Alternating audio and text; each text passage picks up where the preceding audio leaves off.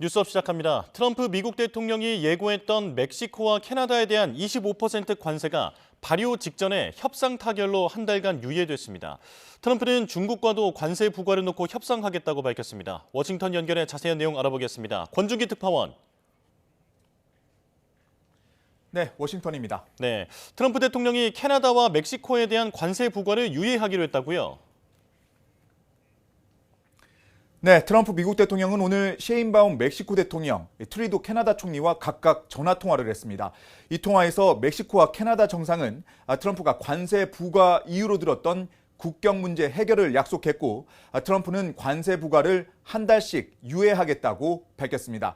특히 멕시코는 미국의 불법 이민자와 펜타닐 마약이 유입되지 않도록 군인 10,000명을 국경에 투입하기로 했습니다. 들어보시죠. Me preguntó que cuánto tiempo quería poner en pausa. Le dije, bueno, pues vamos a ponerlo en pausa para siempre. Me dijo, bueno, pues ¿cuánto tiempo? Le dije, bueno, vamos a ponerlo en pausa un mes y estoy segura que en este mes vamos a poder dar. And they've agreed to put in 10,000 soldiers permanently, like forever, 10,000 soldiers at their side of the border and stop fentanyl and illegal aliens from coming into our country. 멕시코 관세 부과 유예는 이곳 시간으로 오전에 발표됐고, 캐나다는 1시간 전쯤인 오후 5시가 돼서야 소식이 전해졌습니다. 트리도 총리는 자신의 SNS에 글을 올려 트럼프 대통령과 통화에서 마약 문제를 담당할 펜타닐 차르를 임명하기로 하고 적어도 30일간 관세 유예를 결정했다고 밝혔습니다. 또 국경 강화 계획에 13억 달러를 투입하고 멕시코와 마찬가지로 국경에 마약 차단을 위한 인력 10,000명을 배치하기로 약속했다고 말했습니다. 네, 그렇다면 중국에 대한 관세 부과는 어떻게 되는 겁니까? 네, 중국에 대해서는 아마 24시간 내로 대화할 것이다, 이렇게 트럼프 대통령이 말했습니다. 그러면서 미국의 펜타닐이 들어오는 것을 원하지 않고 중국의 파나마 운하 개입도 오래가지 못할 것이라고 주장했습니다. 다만 구체적인 협상 소식은 덧붙이지 않았습니다. 이에 따라 이곳 시간으로 4일 0시, 우리 시간으로 오늘 오후 2시부터 시작되는 관세 부과는 예정대로 진행될 가능성이 높을 것으로 보입니다. 트럼프 대통령은 대중국 관세는 개시 사격일 뿐이라며 합의에 이르지 못하면 중국 관세는 더 올라갈 것이라고 말했습니다. What I have discussed is we'll have some good meetings with China. We have meetings planned, and we'll see what happens. But that was just an opening salvo. If we can't make a deal with China, then the tariffs will be very, very substantial. 이는 중국에 부과하기로 한 10% 관세는 시작이고 펜타닐과 파나마 운하 등에 대해 만족할 만한 협상을 하지 못하면 관세율을 더 높이겠다는 의미로 해석됩니다. 트럼프 대통령은 또 더 많은 국가에 상호 관세를 부과하는 방안을 좋아한다며 멕시코와 캐나다에 대한 관세 유예에도 불구하고 관세 부과를 통한 경제적 압박을 계속 취하겠다는 뜻을 분명히 했습니다. 지금까지 워싱턴에서 전해드렸습니다. 네, 막 타결 소식이 전해진 캐나다 연결해서 현지 분위기 알아보겠습니다. 토론토에 나가 있는 정영아 리포터 연결돼 있습니다. 나와 계십니까? 예, 저 나와 있습니다. 네, 자 조금 전에 미국이 멕시코에 이어서 캐나다에 대해서도 한 달간 관세를 유예하기로 했습니다. 두 정상 간의 합의 내용을 트리도 총리가 직접 발표했다고요? 예, 4시 반에 트루도 총리가 방송에 나와서 얘기를 했는데요. 캐나다 언론들은 미국에 대해 캐나다 관세 부과가 30일 유예됐다는 소식을 일제히 전하고 있습니다. 언론들은 트루도 캐나다 총리가 도널드 트럼프 미국 대통령과 두 차례 통화한 뒤 이 같은 결과를 얻어냈다고 보도했습니다. 이와 관련해 트루도 총리는 마약 문제를 담당하는 펜타닐 타를 임명하고 국경 강화 계획에 13억 달러를 투입해서 국경의 마약 차단을 위한 인력 10,000명 투입 등을 약속했다고 언론들은 전하고 있습니다. 앞서 트럼프와 트루도 두 정상 이곳 날짜로 3일 오전에 이어 오후에도 통화를 가졌는데요. 트럼프 대통령은 통화를 마친 뒤 트루도 총리와 좋은 대화를 나눴지만 캐나다는 우리를 잘 대우하지 않는다고 언급하기도 했다고 파국적인 통상 전쟁이 시작되는 것을 피하는 말도 전했습니다. 그러나 아무튼 트럼프 대통령은 지난 1일 행정명령을 통해 캐나다, 멕시코에 각 25%, 중국에는 10% 관세를 4일부터 부과하기로 최종적으로 결정했다고 하는데 미국에 이어서 캐나다까지 전면적으로 관세 부과가 연기되면서 북미 3개국 간 통상 마찰은 일단 시간을 번 셈이 됐습니다. 네, 이보다 몇 시간 앞서서 트럼프 대통령이 멕시코 관세 부과를 유예하면서 애초에 이게 압박용이었다는 분석이 나왔는데요. 캐나다에 대해서도 유예할 가능성이 점쳐졌는데 캐나다는 예상했다는 반응입니까? 글쎄요. 캐나다에서도 그걸 예상을 했는지는 모르겠지만 전반적으로 볼 때는 그 부분에 대해서는 굉장히 심각하게 받아들였던 것 같습니다. 그래서 저희 그 온타리오 주 정부 같은 경우에는 지난 주말에는 미국산 주류를 일단 하루 정도는 판매하는 걸 금지하기도 했었는데요. 모르겠습니다. 어쨌거나 이 관세 부과 결정이 애초부터 집행 의지보다는 압박의 의미가 더 컸다는 분석도 하고 있기 때문에 예전에 트럼프 대통령이 충격과 압박 전술을 구사해 온 그 연장선상으로 보고 있습니다. 그래서 트럼프 대통령이 당선인 신분이던 지난 11월 중국, 캐나다, 멕시코 3개국에 대한 관세를 처음 예고하고 지난 1일에 행정명령이 서명하면서 관세 부과를 결정했는데 그러면서 관세 부과가 불법 이민자와 마약의 미국 유입을 차단하기 위함이라고 밝혔는데요. 무역을 포함한 국제 경제 관련 목표가 아닌 국경 안보와 마약 단속 목표를 위해 관세를 압박 수단으로 사용하는 것은 분명히 한 것이라고 알 수 있습니다. 결국 트럼프가 멕시코로부터 국경 단속 강화 조치를 약속받고서 관세 유예를 결정한 것은 애초부터 관세 부과 자체가 본질적 목적은 아니었다는 일각의 분석에 힘을 실어주고 있는 셈입니다. 네, 자, 충격과 압박 전술이다 이렇게 이해하고 있다라고 말씀해 주셨는데 자, 일단 한 달간 시간을 벌었지만 캐나다에서 미국에 대한 반감이 커지고 있다고 들었습니다. 자, 농구 경기장에서 미국 국가가 흘러나오자 관중석에서 야유가 나오는가 하면 미국산 제품 불매 운동까지 벌어지고 있다고요. 예, 그렇습니다. 지난 2일 캐나다 토론토에서 열린 NBA 경기에서 개막에 앞서서 관중석에 야유가 나오게 되고요.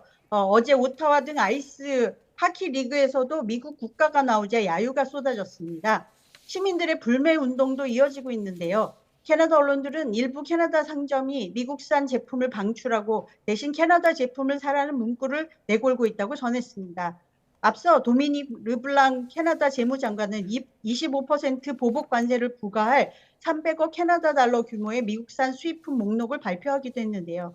여기엔 미국산 과일과 채소, 요구르트 등 유제품, 닭고기 등 가금류와 냉동류, 커피, 꿀, 화장지와 와인 등 다양한 물품이 포함됐습니다. 또 퀘벡 등 일부 주는 정부 미국산 주류 등 수입품을 자체적으로 판매하지 않기로 결정하기도 했습니다.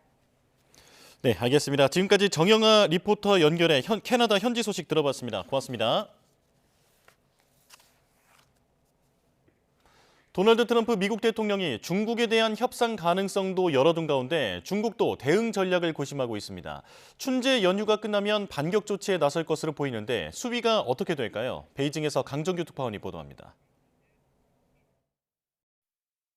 2018년 7월 340억 달러 규모의 중국산 수입품에 미국이 25% 관세를 물리며 촉발된 무역전쟁.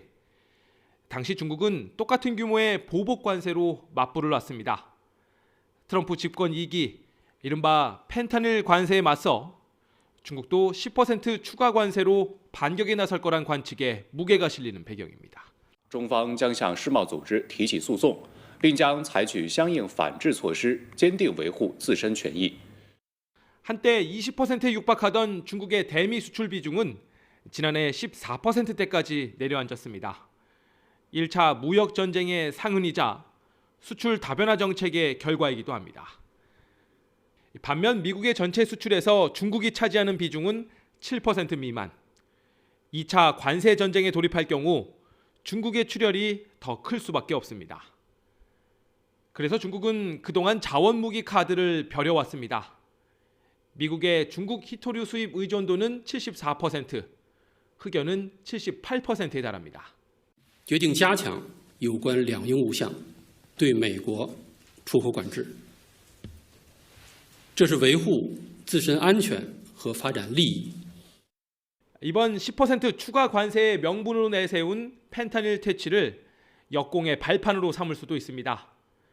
그동안 미국과 마약 단속에 협조해오던 중국 공안부까지 경고 성명을 낸 이유입니다. 중국의 반격 카드가 무엇인지 춘제 연휴가 끝나면 뚜껑이 열릴 전망입니다. 정면 대결보단 협상에 방점을 찍으며 수위 조절에 나설 가능성도 제기됩니다. 베이징에서 YTN 강정규입니다. 트럼프 대통령이 캐나다, 멕시코 등의 관세를 부과하기로 하면서 이번 주 미일 정상회담을 앞둔 일본도 비상이 걸렸습니다. 이시바 시게루 총리는 트럼프 대통령과의 첫 정상회담에서 일본의 대미 투자 계획을 밝히며 관세 폭탄 피하기에 안간힘을 쓸 것으로 보입니다. 도쿄에서 김세호 특파원의 보도입니다. 트럼프 대통령이 멕시코, 캐나다, 중국의 관세를 부과하기로 한 데 이어 EU에 대한 관세도 경고하면서 미일 정상회담을 앞둔 일본 정부가 바짝 긴장하고 있습니다. 外交は取引であるというようなことをこれまた言っておられる一種のディールと言っていいのかもしれません。これがいかなる背景に基づいてこのような決定がなされたか、それによってどのような影響が及ぼされるのか。 당장 멕시코, 캐나다에 공장을 세운 일본 자동차 업체들이 타격을 받을 수 있다는 전망에 니케이 지수도 2.1% 하락했습니다. 트럼프 대통령은 관세 부과 대상에 아직 일본을 언급하지 않은 채 이시바 총리와의 회담에 기대만 밝힌 상태입니다. Well, he's coming in, next week. I don't know. He asked for a meeting, and I have great respect for Japan. 하지만 관세 부과 대상인 멕시코, 캐나다, 중국, EU는 미국의 1위에서 4위의 수입국이고 일본이 그 뒤를 잇고 있습니다. 오는 7일로 예상되는 미일 정상회담에서 트럼프 대통령이 관세 문제를 거론할 거라는 관측이 나오는 이유입니다. 이시바 총리는 이에 대응해 일본이 대미 투자 1위라는 점을 강조하며 향후 추가 투자 계획을 밝힐 것으로 알려졌습니다. 또 미국의 LNG 수입 확대와 함께 우리 돈 66조 원 규모의 알래스카 가스관 건설 지원 방안도 검토 중인 것으로 전해졌습니다. 일본 제철의 US 스틸 인수도 의제에 오를 것으로 예상됩니다. 동맹도 관세에 예외가 없다는 트럼프 대통령을 상대로 이시바 총리가 내놓을 카드가 관세 폭탄을 피할 수 있을지에 외교가의 이목이 쏠립니다. 도쿄에서 YTN 김세호입니다. 캐나다와 멕시코, 중국을 상대로 한 미국의 관세 부과 예고에 급락세로 출발한 뉴욕 증시가 멕시코에 대한 관세 유예 소식에 낙폭을 크게 줄인 채 마감했습니다. 뉴욕 증시에서 다우존스 30 산업평균 지수는 전 거래일보다 122.75포인트, 0.28% 내린 44,421.91의 거래를 마쳤습니다. 스탠다드 앤드 푸어스 500 지수는 전 거래일보다 45.96포인트, 0.76% 내린 5,994.57에 기술주 중심의 나스닥 지수는 전 거래일보다 235.49포인트, 1.2% 떨어진 19,391.96에 각각 마감했습니다. 뉴욕 유가는 도널드 트럼프 미국 대통령이 멕시코에 대한 관세 부과를 한 달 유예하면서 급등분을 대거 반납하고 소폭 상승으로 거래를 마쳤습니다. 뉴욕 상업거래소에서 3월 인도분 서부 텍사스산 원유는 전장 72.53달러에서 0.87% 상승한 배럴당 73.16달러에 거래를 마감했습니다.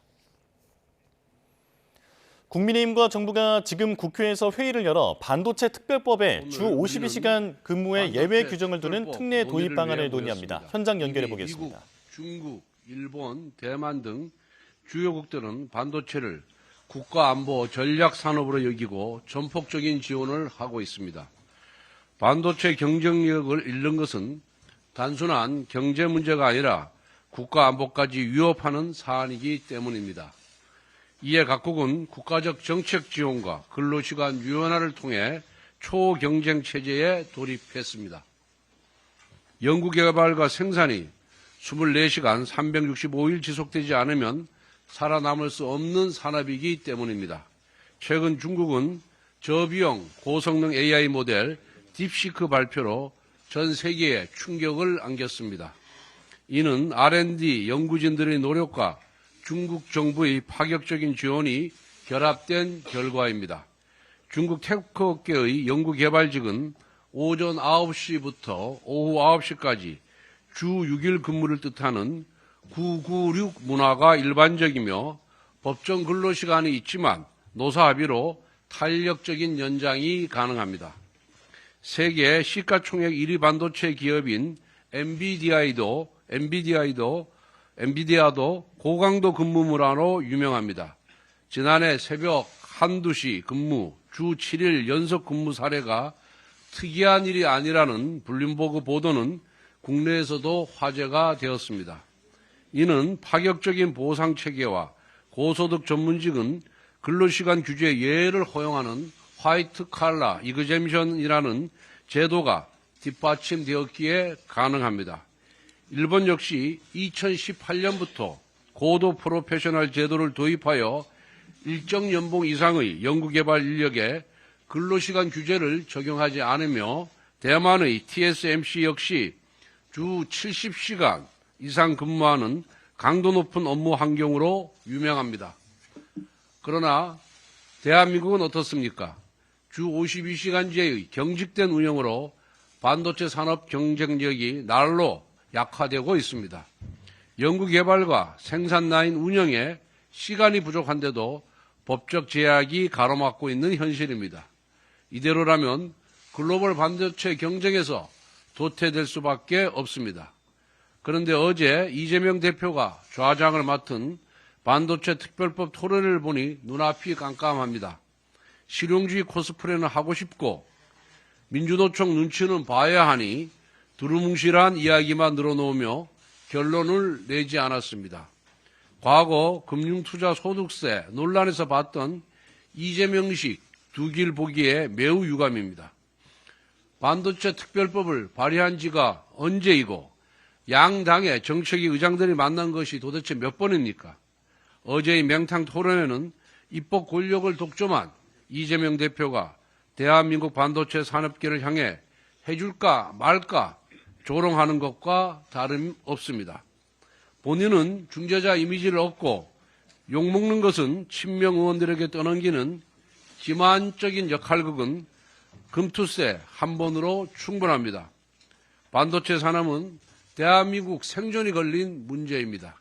이재명 대표가 조금이라도 진정성이 있다면 반드시 2월 중에 반도체법을 처리해야 합니다. 민주당이 지지 세력의 눈치가 아닌 기업의 절박한 현실을 직시하도록 당과 정이 더 노력해야 합니다. 정치는 말이 아니라 실천으로 증명하는 것임을 잊지 말아야 합니다. 네, 감사합니다. 다음으로 김상원. 네, 당정회의에서 국민의힘 권성동 원내대표의 모두 발언 듣고 왔습니다. 반도체 경쟁력은 국가 안보 전략 차원의 문제라면서 미국과 일본의 사례를 들어 우리나라도 근로시간 규제 완화가 필요하다고 강조했는데요. 이와 관련된 반도체법 처리를 민주당에 촉구하는 내용까지 들어봤습니다. 자세한 소식은 이어지는 뉴스에서 전해드리겠습니다.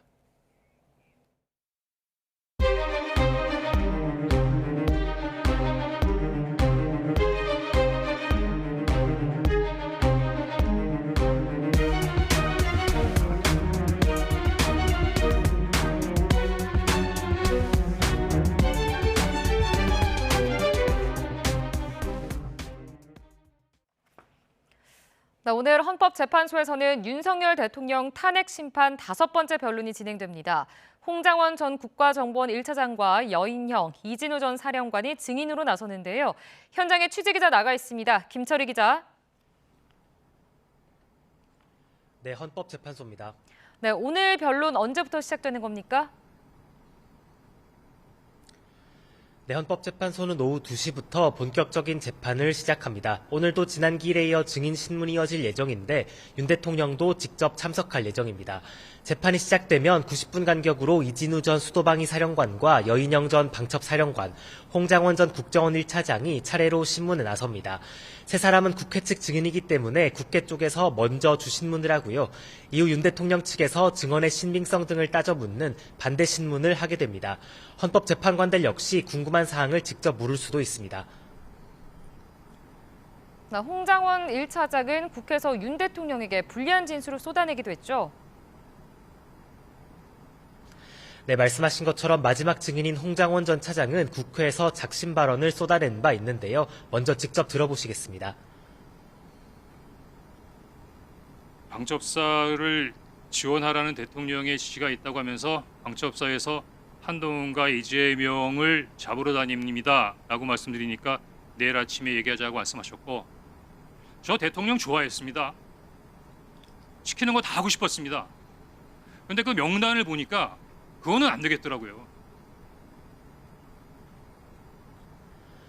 윤석열 대통령이 의원식 국회의장과 여야 대표를 체포하도록 국정원에도 협조를 지시했다는 취지의 증언인데요. 그간 국회의원을 끌어내라는 지시를 한 적도 체포 지시도 없었다는 윤 대통령 측 주장과는 정면으로 배치됩니다.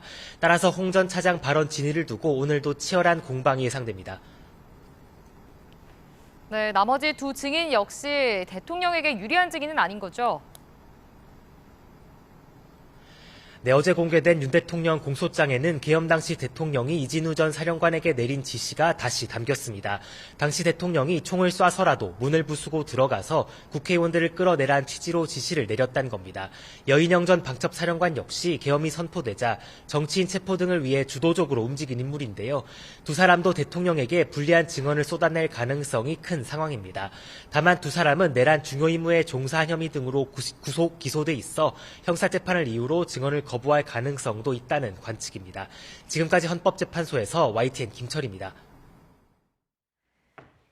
윤석열 대통령의 내란 우두머리 혐의 공소장에는 군과 경찰을 동원해 국회와 중앙선관위를 통제하는 구체적인 정황이 담겼습니다. 윤 대통령의 형사재판은 이번 달 말 시작하는데 폭동 행위 입증을 두고 치열한 공방이 예상됩니다. 신지원 기자입니다. 검찰은 101쪽에 이르는 윤석열 대통령의 공소장에서 계엄 당시 폭동 행위가 있었다고 뒷받침할 구체적인 정황을 추가했습니다. 특히 윤 대통령이 계엄 당시 무장군인 1,600여 명과 경찰 3,700여 명을 동원해 지역 평온을 해하는 폭동을 일으켰다고 강조했습니다. 김용현 전 국방부 장관의 공소장에 담긴 경찰 규모보다 600여 명 늘어난 숫자입니다. 공소장에는 또 경찰 국가사본부 수사기획계장이 계엄 당일 밤 11시 57분부터 약 40분간 영등포경찰서 형사과장에게 4차례 전화해 체포조 동원을 요구한 정황이 자세히 담겼습니다. 경찰인지 티나지 않도록 사복을 착용하라며 2차례에 걸쳐 형사 10명의 명단을 받고 국군 방첩사령부 수사조정과장에게 전달했다는 겁니다. 또 수도방위사령부가 계엄 전부터 지휘관과 수호신 TF를 출동 대기시키고 실제 계엄이 선포되자 이진우 사령관이 간부회의에서 기자를 비롯한 불순분자 활동에 대비해 사령부 위병소를 폐쇄하라고 지시한 정황도 드러났습니다. 이와 관련해 윤 대통령 측은 그동안 국회와 중앙선거관리위원회에 최소한의 인력만 동원했다며 무력화할 시도는 없었다고 부인하고 있습니다. 윤 대통령의 내란 우두머리 혐의 재판은 오는 20일 서울중앙지방법원에서 시작하는데 계엄 당시 동원된 군경 규모와 구체적인 활동 내용 등 내란 혐의 입증을 두고 치열한 법정 공방이 펼쳐질 전망입니다. YTN 신지원입니다. 비상계엄 당시 윤석열 대통령이 한겨레와 경향신문 등 특정 언론사에 대해 단전과 단수를 직접 지시한 것으로 파악됐습니다. 조국 혁신당 박은정 의원실이 법무부로부터 확보한 윤 대통령 공소장에 따르면 윤 대통령은 국무위원이 모이기 전 이 전 장관에게 언론사 단전 단수 조치가 기재된 문건을 보여주며 지시를 내렸습니다. 이에 이 전 장관은 포고령 발령 직후인 지난해 12월 3일 밤 11시 34분쯤 조지호 경찰청장에게 조치 상황을 확인한 뒤 허석곤 소방청장에게 전화를 했습니다. 검찰은 이 전 장관이 통화해서 언론사와 여론조사꽃에 경찰이 투입될 것인데 경찰청에서 단전 단수 협조 요청이 오면 조치해주라고 지시한 것으로 보고 있습니다. 이후 허 청장은 이를 이영팔 소방청 차장에게 전달하는 등 비슷한 지시가 아래로 하달됐다는 게 검찰의 판단입니다. 윤석열 대통령의 내란 우두머리 혐의 공소장에 국회와 중앙선거관리위원회, 군경지휘부를 우선 배치하도록 직접 지시한 정황이 담겼습니다. 법무부가 김용민 더불어민주당 의원실에 제출한 윤 대통령의 공소장은 목차까지 총 101쪽 분량으로 윤 대통령이 직접 김용현 전 국방부 장관에게 구체적인 군 동원을 지시한 정황이 담겼습니다. 검찰 비상계엄 특별수사본부는 공소장에 윤 대통령이 지난해 12월 1일 계엄 선포를 앞두고 김용현 전 국방부 장관의 병력 동원 규모를 물으며 경찰을 우선 배치하고 군 간부 위주로 투입하는 방법을 이야기했다고 적었습니다. 이 과정에서 김 전 장관이 동원 가능한 군 간부가 수도 방위사령부 2개 대대와 특전사 2개 여단 등 1,000명 미만이라고 보고하자 윤 대통령은 그 정도 병력이면 국회와 선관위에 투입하면 되겠네라고 말한 것으로 적시됐습니다. 검찰은 이런 정황을 토대로 윤 대통령이 국회와 선관위 등 헌법기관을 무력화하기 위한 체포조 운영에 직접 개입한 것으로 판단하고 있습니다. 계속해서 관련 내용 자세히 짚어보겠습니다. 김기흥 국민의힘 대변인, 박성민 전 더불어민주당 최고위원 나오셨습니다. 어서 오십시오. 안녕하세요. 네. 자, 이번 주 윤 대통령의 헌재 탄핵 심판 심리가 중대 분수령을 맞을 것으로 보입니다. 오늘과 모레 군 수뇌부의 핵심 인물들이 증인으로 나올 예정인데요. 자, 이들은 그동안 윤 대통령과 김용현 전 장관의 입장과는 정반대되는 증언을 해왔습니다. 지금 직접 정치인 체포 지시를 받았다. 라는 얘기를 쭉 해왔는데 사실 지난 변론기일에서 대통령 측은 전혀 다른 입장을 내지 않았습니까? 네. 의원이 아닌 요원을 빼내라라고 하는 워딩도 나왔고요. 자, 오늘 탄핵 심판 어떻게 진행될까요? 아무래도 대통령과 김용현 전 장관의 입장은 같습니다. 하지만 이제 현장에 투입됐던 현장 지휘관들의 말은 다르기 때문에 이 부분에 있어서의 어떤 신뢰성, 국민들이 그리고 헌재 재판관들이 봤을 때 이 부분에 대해서 어떻게 받아들일지가 굉장히 중요할 것 같은데요. 아무래도 이 논란 어떤 이 부분에 대해서 가장 큰 어떻게 보면 핵심 증인이라고 할 수 있는 홍장원 국정원 1차장의 어떤 증언에 대해서 국민의힘 쪽이나 아니면 대통령의 변호인 측에서는 이 부분에 대해서 좀 심각하게 보는 부분이 뭐냐면 아무래도 대통령이 뭐 전화를 걸어서 이번 기회에 다 싹 잡아들여라 정리를 해라 그렇게 얘기를 했다고 하는데요. 예. 처음에는 뭐라고 얘기하냐면 그 명단을 대통령한테 직접 받은 게 아니라 여인형 방첩 사령관으로부터 14명 정도 받았다 이렇게 얘기를 했습니다. 근데 예. 이분이 언론 인터뷰에서는 또 한동훈 대표를 대통령이 꼭 집어서 이거를 체포해라 그런 얘기를 또 한 적이 있거든요. 그런 과정에 있어서 진술이 변한 부분이 있고요. 또 하나는 뭐냐면 이분이 국정원 조태영 국정원장에게 대통령한테 지시받은 내용을 보고를 했다. 그런 얘기를 했는데 실제로는 조태영 원장 같은 경우는 보고받은 바가 없다 그렇게 얘기를 했습니다. 그래서 사례를 봤을 때 1월 22일 날 국회 국정조사 특위에 나와서는 본인이 그거를 회의 때 얘기했다. 국정원 정무직 회의 때 정치인 체포 지시를 보고했다고 했다가 그 오전에는 보고했다고 했다가 오후에는 또 굉장히 민감하기 때문에 보고를 그때는 안 하고 따로 보고를 했다. 그렇게 얘기를 했는데 조태영 원장 같은 경우는 보고를 받지 않았다.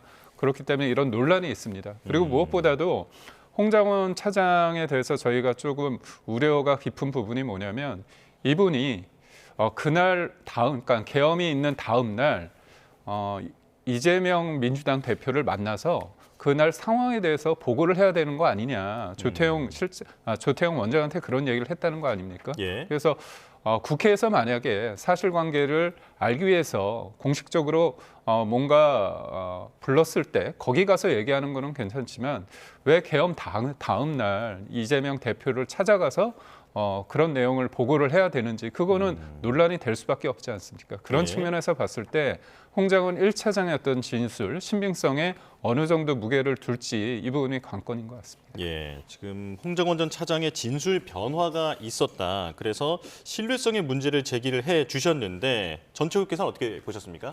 글쎄요, 저는 신뢰성에 문제가 있다고 보이지는 않는데요. 그러니까 왜냐하면 뭐 한동훈 대표를 꼭 집어서 얘기했다 이런 것도 결국 정치인 체포 지시의 한 맥락으로 보면 될 일이고 이게 홍장원 전 차장이 대통령으로부터 들었다고 하는 이번 기회에 싹 다 정리해라는 라는 일종의 이제 의원들 체포 지시 또는 주요 정치인 체포 지시와 관련해서 저는 맥락에서 벗어나는 내용이 없다라고 생각을 합니다. 그리고 뭐 이재명 대표에게 보고를 해야 된다. 뭐 그 내용은 제가 이제 정확하게 잘 모릅니다만 만약에 이제 그런 내용을 얘기를 했다라고 한다면 그건 뭐 이재명 대표와의 친소관계 이런 부분 때문이 아니라 결과적으로는 지금 이 중차대한 사안이 벌어졌고 국회에 실제로 계엄군이 들어갔고 그 과정에서 국회의원들이 굉장한 좀 충격을 받기도 했고요. 진상조사의 필요성이 대두되는 시점이었기 때문에 이 상황에 대해서 상세하게 공유할 필요가 있다라는 판단은 충분히 할 수가 있는 거죠. 실제로 국회에서도 긴급하게 현안 질의를 열기도 하고 여러 가지 이제 나라의 국가적인 비상사태가 벌어지게 되면 국회 차원에서 진상을 알아보는 일은 하기 때문에 자연스러운 흐름이었다라고 봅니다. 그래서 저는 오히려 지금 뭐 일각에서는 뭐 일부 이제 진술들이 좀 문제를 삼기는 합니다만 그것과 별개로 뭐 홍장원 차장뿐 아니라 뭐 이진우 수방사령관, 여인영 뭐 방첩사령관 이런 분들의 진술 자체가 결국 대통령과 김용현 전 장관의 말과는 달리 모두 대통령을 가리키고 있단 말입니다. 그렇기 때문에 대통령이 했던 지시들, 뭐 언론사 단전 단수 지시부터 시작해가지고 의원들 체포 지시 또는 의원들 체포 및 구금 지시, 선관위 병력 투입 문제 이런 것들이 전반적으로 여러 진술을 통해서 여러 명의 입에서 공통적으로 나오고 있는 상황이기 때문에 과거에 있었던, 그러니까 얼마 전에 있었던 김용현 전 장관을 불러서 했던 그 증인 신문과는 상당히 다른 양상으로 전개될 것이다. 일종의 진실 게임이 저는 벌어질 것이다. 이렇게 보입니다. 자, 대통령이 지시했다는 맥락에 큰 변화는 없다라고 말씀해 주셨고요. 자, 윤 대통령의 공소장에 적시된 내용을 좀 보겠습니다. 자, 윤석열 대통령이 직접 김용현 전 장관에게 국회와 선관위에 군 동원을 지시한 정황이 담겨 있습니다. 이 내용은 어떻게 보셨습니까? 아무래도 계엄을 하게 되면 계엄이란 거는 평상시에 어떻게 보면 경찰을 통해 가지고 질서 유지가 안 되는 상황에서 군을 투입한다는 그 내용 아닙니까? 그런 측면에서 군 투입은 당연히 되는 거겠죠. 그렇다면 대통령의 어떤 지시가 얼마나 구체적이었는지 그 부분에 대해서 볼 수밖에 없고 우리가 그리고 또 그날의 상황에 대해서 군이 여의도 국회와 선관위에 투입됐다는 건 다 알고 있는 거 아닙니까? 그 과정에서 결국은 국회와 선관위를 무력화시킬 정도로 어떤 기관을 마비시킬 정도의 어떤 국헌문란을 했는지 그 여부가 되게 중요할 것 같은데요. 그러니까 대통령 선관위 관련해서도 선관위 자체에 대해서 무력화시킨 게 아니라 선관위 관련해서 점검을 한다 그런 표현을 했습니다. 그러니까 지금 헌재에서도 계속 그 부정선거 관련해서 논란이 있는데 이 부분에 대해서 대통령이 부정선거가 있었다 이렇게 단정 짓는 게 아니고요. 여러 의혹이 있기 때문에 이런 상황 속에서 그거를 사실관계를 알아보기 위해서는 뭐가 필요한가?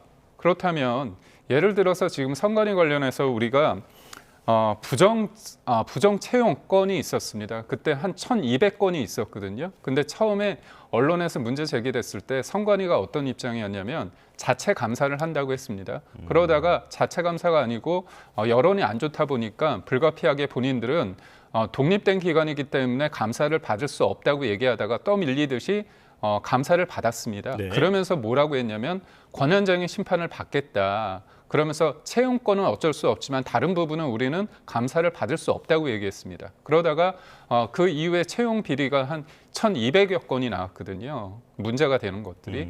근데 그렇다면 2023년에 국정원에서 뭘 했냐면 선관위에 대해서 보니까 사이버 보안 관리에 취약이 있었다. 해킹 공격에 좀 해킹 공격이 무력화됐다. 취약하다. 그런 얘기를 했습니다.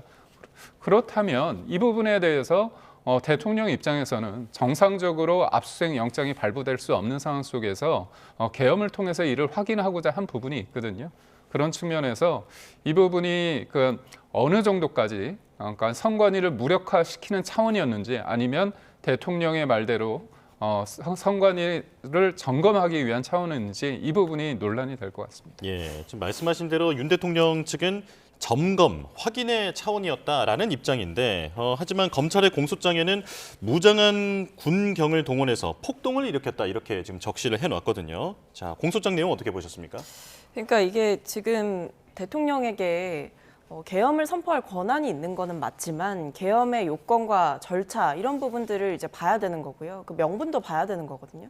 근데 지금 보면 선관위에 군을 투입한 그 명분 자체가 처음에는 이제 부정선거의 증거가 넘쳐난다라고 대통령은 얘기를 했지만 막상 헌재에 가서는 이 뭐 팩트 체크 차원이었다라고 이야기를 하잖아요. 근데 애초에 부정선거에 문제가 있다라고 한다면 여러 가지 행정력을 동원해서 조치를 할 수 있는 부분 또는 선관위의 자체 점검을 뭐 실시해라라고 할 수 있는 부분들이 분명히 존재함에도 불구하고 왜 군을 투입했냐는 겁니다. 그리고 단순히 점검만 하러 간 게 아니라 사실상 서버 탈취의 지시를 받은 정황이 보이고 선관위 직원들을 일종의 좀 뭐 체포를 하거나 물리적인 압력을 가하려고 했던 케이블 타이 이런 것들도 좀 발견이 됐단 말입니다.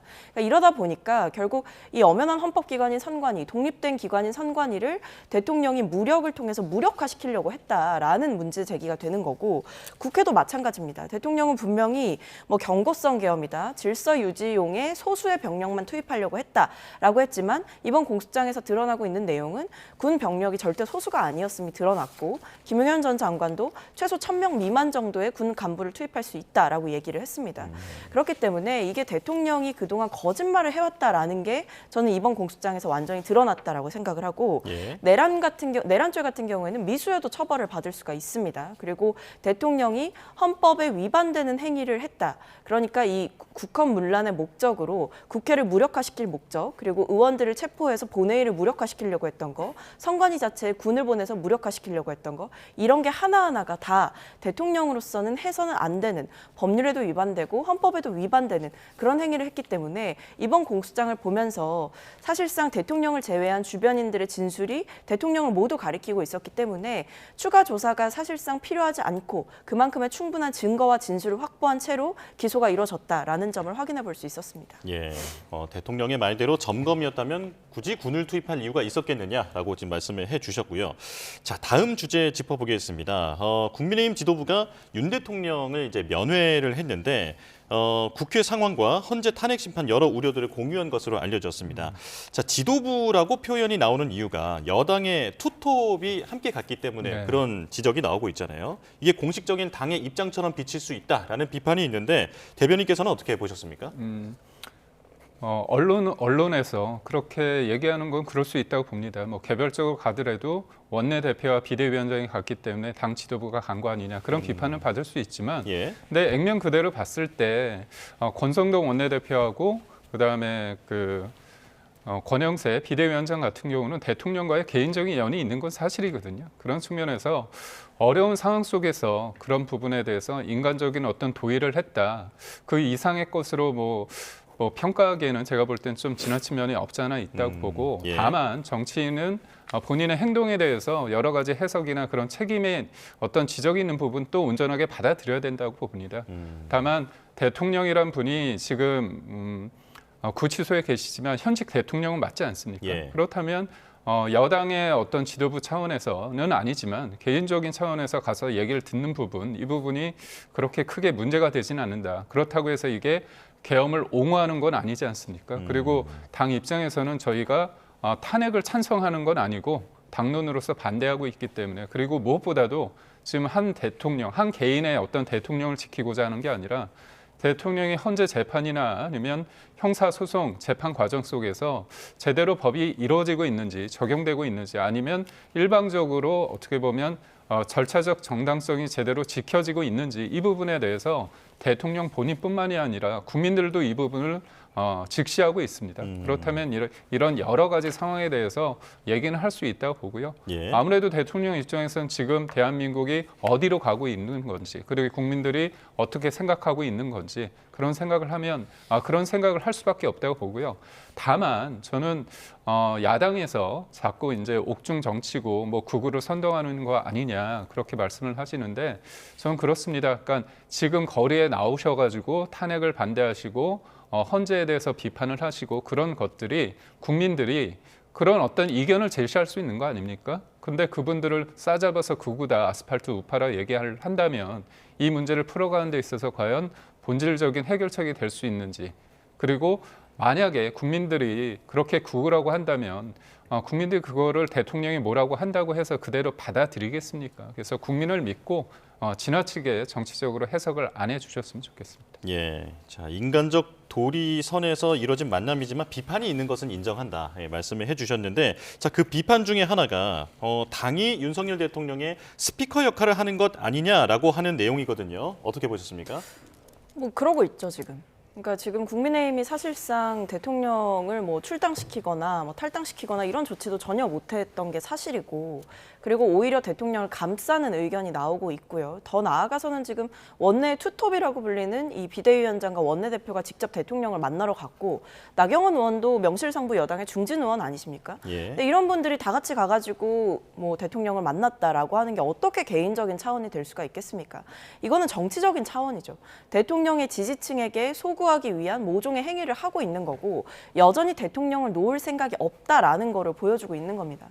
그러니까 지금 거의 대통령과 뭐 혼연일체가 돼서 나아가겠다. 저는 이런 다짐이 오히려 보일 정도로 최근 국민의힘의 메시지를 보면 대통령 측 변호인의 입장을 되풀이하거나 또는 그것을 더 확대하거나 아니면 더 나서서 뭐 헌재 재판관들의 정당성을 공격하거나 이런 일들을 벌이고 있기 때문에 오히려 지금 대통령의 잘못된 행위에 대해서 국민의힘이 나서서 쓴소리를 하고 정치적으로 선을 긋기는커녕 대통령과 일심동체가 돼서 대통령 지키는 정당으로 가고 있다라는 겁니다. 그러니까 과거에도 뭐 김기현 대표 때나 이런 때 너무 이 용산의 쓴소리를 못한다. 용산에 마치 대리인 같은 역할을 지금 하고 있다. 이런 식으로 비판을 받았었는데 네. 지금도 저는 더 심각한 상황으로 가고 있다고 봐요. 대통령이 지금 내란죄의 피고인 상태가 됐고 구속 기소가 된 상황에서도, 그리고 대통령이 했던 여러 가지 명령들이 지금 진술을 통해서 공개가 되고 있음에도 불구하고 대통령의 행위에 대해서 따끔하게 쓴소리하는 사람들이 잘 보이지 않는다. 이게 바로 지금 국민의힘의 현 주소다. 국민을 위해서 정치를 하겠다라고 했지만 결과적으로 윤석열 대통령을 위해서 정치를 하고 있는 게 지금 이 국민의힘의 한계다라고 보입니다. 예, 자 윤 대통령의 워딩 중에서 또 주목받았던 게 2030 청년층이라는 표현이거든요. 12.3 비상계엄 이후에 나왔던 어떤 공식 입장 때마다 청년들을 언급을 자주 하고 있는데 이유가 뭐라고 보십니까? 아무래도 저희가 이제 그 집회에 나가다 보면 청년들이 많습니다. 예. 그리고 생각보다 저희가 볼 때는 좀 아쉬운 부분이 있는데, 언론에서 이른바 이제 레거시 미디어라고 하는 언론에서 그 집회에 나온 분들을 좀 자세히 다루지 않는 면이 있어요. 그러다 네. 보니까 민주당에서는 자꾸 이제 20, 30대를 뭐 선동하는 거 아니냐 그렇게 얘기를 하는데요.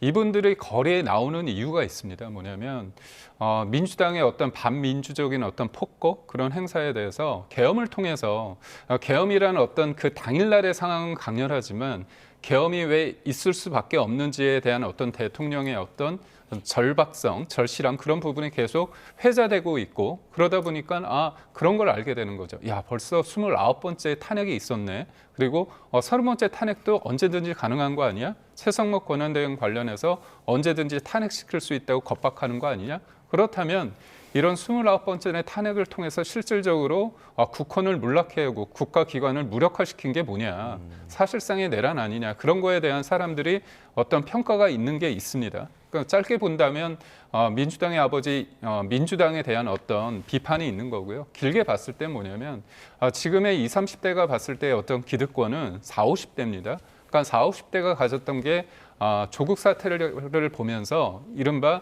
정의 비즈니스라고 하는 거죠. 본인들은 굉장히 선하지만 상대를 악마하고 있는 그런 진영이 고착화 속에서 본인들의 기득권을 유지하는 그런 부분에 대해서 이게 문재인 정부가 들어서고 바뀌고 윤석열 정부가 들어섰는데도 불구하고 지금의 그 어떤 기득권 양상이 계속되고 있다는 그런 불만이 있는 겁니다. 그렇기 때문에 이분들이 자발적으로 나와서 윤석열 대통령이 탄핵 과정이나 아니면 재판 과정에 있어서의 어떤 불공정성 그런 것과 함께 이재명 대표에 대한 어떤 사법은 굉장히 느리고 있는 거에 대한 형평성 문제, 이런 여러 가지를 보면서 본인들이 자발적으로 대한민국을 지키고자 하는 부분이 있거든요. 예. 그러다 보니까 대통령 또한 처음에는 20, 30대가 이 정도까지 나올지는 몰랐는데, 그렇기 때문에 이분들이 대한민국을 지금 어떻게 생각하고 있는지, 지금의 상황을 어떻게 생각하고 있는지에 대해서 관심도 있고 본인이 생각했던 거와 어떤 생각이 어떤 바라봄이 비슷하다고 생각하기 때문에 20, 30대에 대한 어떤 관심이 크지 않은가 그런 생각을 해봅니다. 예, 청년층 언급에 대한 의견 짧게 들어볼까요? 그러니까 저는 대통령이 계속 본인은 국가의 미래를 위해서, 그러니까 그 청년들을 위해서 청년들이 생각해서 이런 계엄을 했다라고 주장을 하고 싶어 하는 것 같아요. 예. 근데 뭐 저는 궤변이라고 보고요. 청년들을 생각한다면 이렇게 경제를, 정치를 망쳐놓는 게 말이 됩니까? 사실상 지금 대통령이 한 행위는 헌법과 법률에 위반되는 행동이고 국가 전체를 혼란에 빠뜨렸고요. 그리고 대통령이 그 계엄을 선포하고 내려왔던 포고령을 보면 국민의 기본적인 자유를 제한하는 이야기가 다 담겨 있습니다. 청년들이 뭐 자유민주주의를 원하지 않느냐라고 대통령은 주장하겠지만 본인이 그 자유민주주의를 망친 거거든요. 그러니까 계속해서 청년들을 얘기하는 것 자체가 저는 뭐 일종의 좀 정신승리가 이루어지고 있는 게 아닌가, 청년들의 여론이 본인에게 좀 오고 있다라고 판단을 하는 게 아닌가 싶습니다. 예. 자, 박 전 최고에게 바로 이어서 질문 드리겠습니다. 나경원 의원이 이런 윤석열 대통령의 말을 전했는데요. 이제 과거 나치도 선거에 의해서 정권을 잡았는데 민주당의 독재가 그런 형태가 되는 게 아닐지 걱정된다라는 워딩을 그대로 전했습니다. 자, 나치에 빗댄 독재 비판 어떻게 들으셨습니까?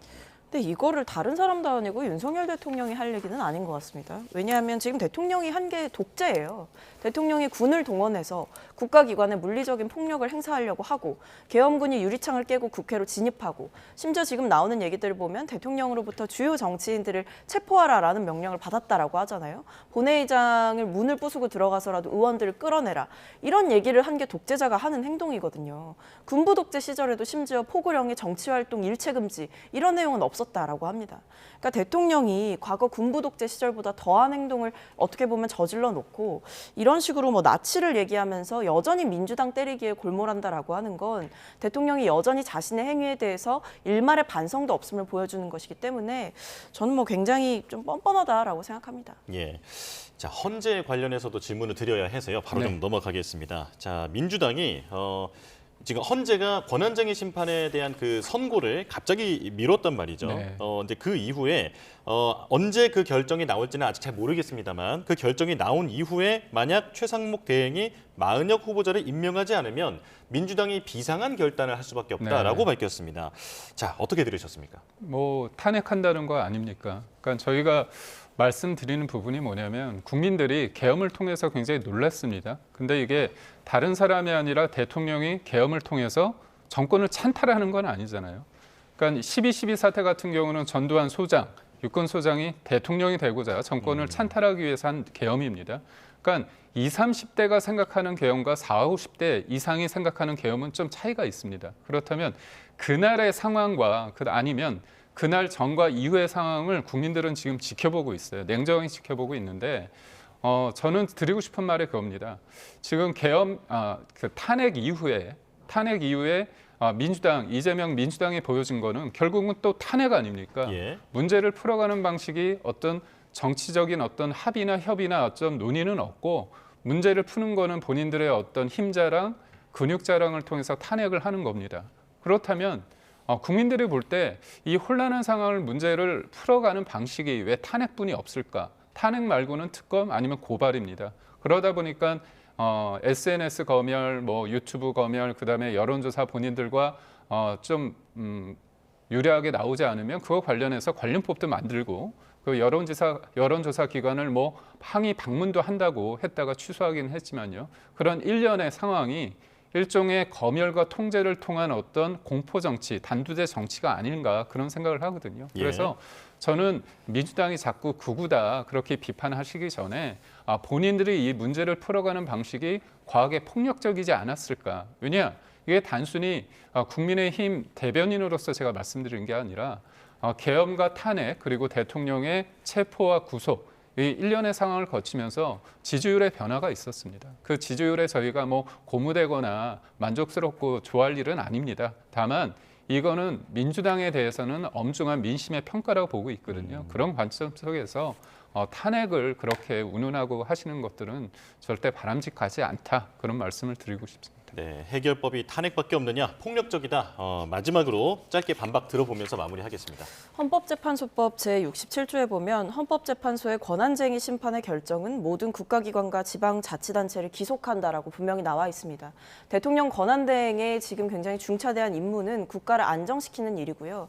헌재가 내리는 결론에 대해서 벌써부터 뭐 어떻게 판단할지는 두고 봐야 된다라는 식으로 거리를 두는 행동은 적절치 않은 행동입니다. 예. 정말 이 헌법 질서를 수호하고자 하는 그 의지가 있다라고 한다면, 그리고 정말 국가를 안정시키고자 하는 그 마음이 진정이라고 한다면 헌법재판관의 임명을 더 미룰 이유가 없다라는 말씀드리겠습니다. 네, 알겠습니다. 여기까지 듣겠습니다. 김기흥 국민의힘 대변인, 박성민 전 더불어민주당 최고위원과 함께했습니다. 고맙습니다.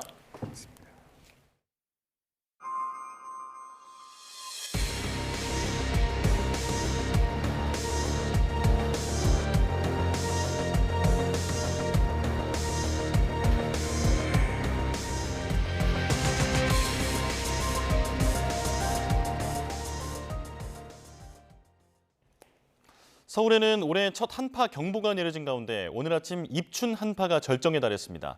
추위 속에 서해안에는 폭설이 내리고 있는데요. 자세한 한파와 눈 상황 기상캐스터 연결해 알아보겠습니다. 고은재 캐스터.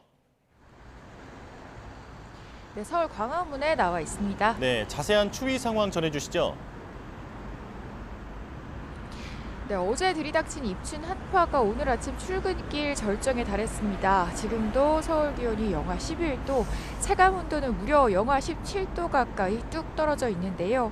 이 바깥이 얼마나 추운지 보여드리기 위해서 제가 날계란을 깨뜨려 봤습니다. 그랬더니 약 1시간여 만에 보시는 것처럼 이렇게 모양 그대로 계란이 꽁꽁 얼어붙었는데요.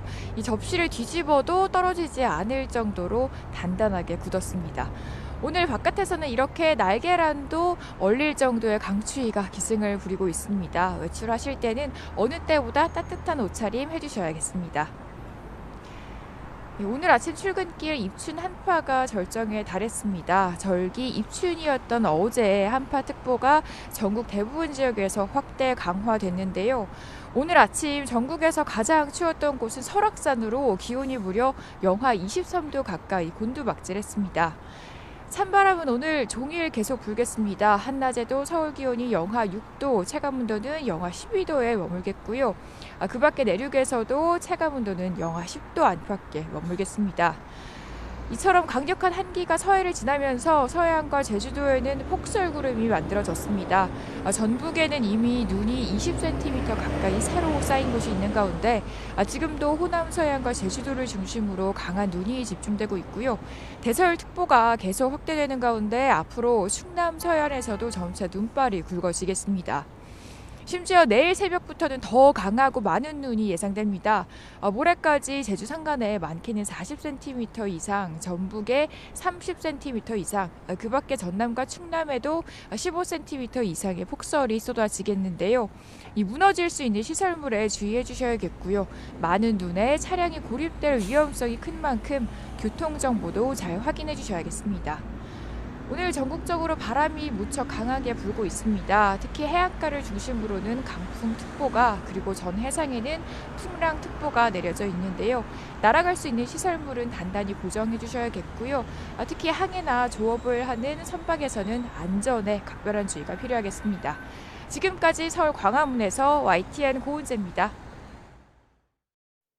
충남 일부와 호남 지역 서해안을 중심으로 대설주의보가 발효됐습니다. 전북을 중심으로는 30cm 이상의 많은 눈이 내릴 것으로 보이는데요. 현장에 취재기자 나가 있습니다. 김기수 기자. 네, 충남 서천 장안항에 나와 있습니다. 네, 지금 눈 상황은 어떻습니까? 네, 제 뒤로 정박된 어선 위로 눈이 쌓인 모습을 볼 수 있습니다. 이곳에는 눈이 흩날리다가 그치기를 반복하고 있는데요. 다만 하늘에는 눈이 금방이나 쏟아질 것처럼 먹구름이 가득한 상황입니다. 충남 서천과 보령에 밤사이 내려졌던 대설주의보는 새벽 5시 반을기에 해제됐습니다. 현재는 아산과 천안, 세종에 대설주의보가 발효 중입니다. 세종과 아산에는 각각 3.5cm, 3cm의 적설량을 기록하고 있습니다. 충남 지역에는 오전 8시 기준 눈 관련 소방 피해 신고는 아직까지는 없는 것으로 확인됐습니다. 충남에는 남부 서해안을 중심으로 5에서 10cm, 많은 곳은 15cm의 눈이 내리겠습니다. 기상청은 대설특보가 발효된 곳을 중심으로 시간당 1에서 3cm의 강하고 많은 눈이 내릴 것으로 예상했습니다. 네, 호남 지역 상황도 전해주시죠. 네, 전북 부안과 순창, 전남 장성에는 대설경보가 발효 중입니다. 이 대설경보가 내려진 곳을 제외한 전남과 전북과 전남 지역은 서해안을 중심으로 대설주의보가 내려진 상황인데요. 전북은 군산과 김제 등 4개 시군에, 전남은 나주와 담양, 목포 등 15개 시군에 대설주의보가 내려졌습니다. 전북에는 서해안과 남부 내륙을 중심으로 5에서 20cm, 많은 곳은 3cm 이상의 폭설이 예보됐습니다. 전남은 북서부 지역을 중심으로 5에서 20cm, 광주와 전남 서남부 지역에는 5에서 15cm의 눈이 내리겠습니다. 강한 한파와 많은 눈까지 내리면서 빙판길과 도로 살얼음이 나타날 수 있습니다. 차량 운행에 각별한 주의가 필요하고 눈 내리는 지역을 통과할 경우 월동 장비를 갖춰달라고 기상청은 당부했습니다. 또 많은 눈으로 인해 축사나 비닐하우스 등 구조물 붕괴 우려도 있는 만큼 시설물 피해가 없도록 대비해야 합니다. 지금까지 충남 서천에서 YTN 김기수입니다. 경기 안성에 있는 사찰에서 불이 나면서 대웅전이 소실됐습니다. 제주 성산항과 타이완 인근 해상에서는 우리 선박들의 사고도 잇따랐습니다. 밤사이 사고 소식 윤웅성 기자가 보도합니다. 시뻘건 불길이 순식간에 사찰 건물을 집어삼킬 듯 번집니다. 연기가 쉴 새 없이 뿜어져 나오고 산모퉁이까지 화염이 솟구칩니다. 경기 안성시에 있는 법계사에서 불이 난 건 어제 저녁 8시 10분쯤. 소방당국은 한때 관할 소방서 인력과 장비가 모두 출동하는 대응 1단계를 발령했고 2시간 50여 분 만에 불을 껐습니다. 이 불로 인명피해는 없었지만 대웅전 건물 1개 동이 완전히 탔습니다. 사찰에는 경기도 문화재 자료로 지정된 불화 2점이 있었지만 다른 건물에 보관돼 있어 소실을 피했습니다. 소방당국은 사찰 관계자 등을 통해 정확한 화재 원인을 밝힐 계획입니다. 오늘 새벽 2시 20분쯤 강원도 철원군에 있는 주택에서도 불이 났지만 인명피해는 없었습니다. 소방당국은 전기적 요인으로 불이 난 것으로 보고 정확한 화재 원인을 조사하고 있습니다. 풍랑특보가 내려진 가운데 제주 성산항에선 출항하던 1581톤급 화물선이 방파제에 부딪히는 사고가 났습니다. 이 선박에는 9명이 타고 있었지만 다친 사람은 없었습니다. 해경은 선장을 상대로 음주운항 여부 등 사고 경위를 조사하고 있습니다. 타이완 인근 해상에선 선원 10명을 태운 48톤급 우리어선이 전복됐습니다. 인근에서 조업 중인 선박들이 승선원들을 모두 구조해 인명피해는 없었습니다. 해경은 사고 해역으로 경비 함정을 급파했습니다. YTN 윤웅성입니다. 지난달 28일 김해 국제공항에서 발생한 에어부산 여객기 화재 원인을 밝히기 위한 합동 감식이 8시간 만에 끝났습니다. 국토교통부 항공철도사고조사위원회와 프랑스 항공사고조사위원회, 경찰 과학수사대 등은 어제 오전 10시부터 오후 6시까지 화재 현장 합동 감식을 진행했습니다. 현장 감식에서는 수집된 증거물 촬영과 목록 작성 분류, 유관 분석 등이 이뤄졌습니다. 증거물은 사조위와 국립과학수사연구원 분석시설 등으로 옮겨져 세부 조사와 정밀 감식에 활용될 예정인데 결과가 나오기까지는 최소 한 달 이상 소요될 것으로 보입니다. 지난해 12월 제주항공 여객기 참사에 이어 지난달 28일 에어부산 여객기 화재까지 발생하면서 정부가 오늘 항공안전혁신대책을 마련하기 위한 회의를 엽니다. 국토교통부는 오늘 오후 서울에서 항공, 공항 분야 민간 전문가가 참석한 가운데 항공안전혁신위원회 첫 기획회의를 개최한다고 밝혔습니다. 위원회는 최근 연이어 발생한 항공기 사고에 대한 후속 조치로 우리나라 항공안전체계 전반에 대한 개선 방안을 만들기 위해 꾸려졌습니다. 4월까지 약 10주간 운영되는데 민간 전문가 20여 명이 항공운항안전분과와 공항시설 개선 분과로 나뉘어 활동하게 됩니다. 제주항공 여객기 참사 수습 과정에서 지적된 사항을 비롯해 항공사 운항 인허가 시 안전성 검토 강화 등 항공안전체계 쇄신을 위한 다양한 방안을 논의할 예정입니다. 부당합병과 회계 부정 의혹으로 재판에 넘겨진 이재용 삼성전자 회장이 항소심에서도 무죄를 선고받았습니다. 서울고등법원은 어제 자본시장법 위반과 업무상 배임 혐의를 받는 이 회장에게 1심과 같이 무죄를 선고했습니다. 재판부는 먼저 삼성바이오로직스와 삼성에피스 서버 등에 대한 압수수색은 적법하지 않고 따라서 제출된 관련 증거의 증거 능력이 인정되지 않는다고 판단했습니다. 제일모직과 삼성물산 합병 절차에 대해선 주가 흐름이나 기업 가치 등을 고려할 때 의도적으로 주가를 저평가하거나 허위 검토를 한 것으로 보기는 어렵다고 봤습니다. 이재용 삼성전자 회장이 부당 승계 의혹 항소심에서도 무죄를 선고받으면서 9년간 이어진 사법 리스크에서 벗어나게 됐습니다. 이제 이 회장은 삼성의 위기 극복에 집중할 것으로 보입니다. 박기환 기자가 보도합니다. 지난 2015년 삼성물산과 제일모직 합병 이후 꼬리표처럼 이재용 삼성전자 회장을 따라다니던 부당승계 의혹. 항소심에서도 무죄를 선고받으며 9년여 만에 족쇄에서 풀려났습니다. 이 사건 수사와 재판 과정에서 정말 긴 시간이 지났습니다. 국정농단 사건과 분식회계 의혹까지 더해 이 회장의 사법 리스크는 대규모 투자 등을 결단해야 하는 리더십에 번번이 걸림돌이 되어왔습니다. 이 회장 역시 이런 상황에 직접 안타까움을 표했지만 사업 전면에 나설 수 없는 상황은 바뀌지 않았습니다. 리더십 공백이 커진 사이 삼성의 위기는 현실이 됐습니다. 굳건한 세계 1위를 자랑하던 반도체는 엔비디아의 HBM 공급이 지연되면서 SK하이닉스에 밀려났고 중저가 메모리 역시 중국에 뒤를 내어줬습니다. 여기에 수요가 줄어든 스마트폰 시장과 교육 환경 변화를 일으킨 트럼프 2기에 대한 대응도 고민거리입니다. 산적한 과제 속 이 회장은 가장 먼저 반도체 초격차 기술력을 되찾고 미래 먹거리, 신사업을 발굴하는 데 집중할 것으로 예상됩니다. 이재용 회장은 또 한 번 무죄를 선고받으며 사법 리스크에서 벗어났지만 삼성의 진짜 위기는 이제부터라는 분석이 많습니다. 이 회장이 사업 전면에 나서 위기를 극복하고 기회로 만들어낼 수 있을지 주목됩니다. YTN 박견입니다.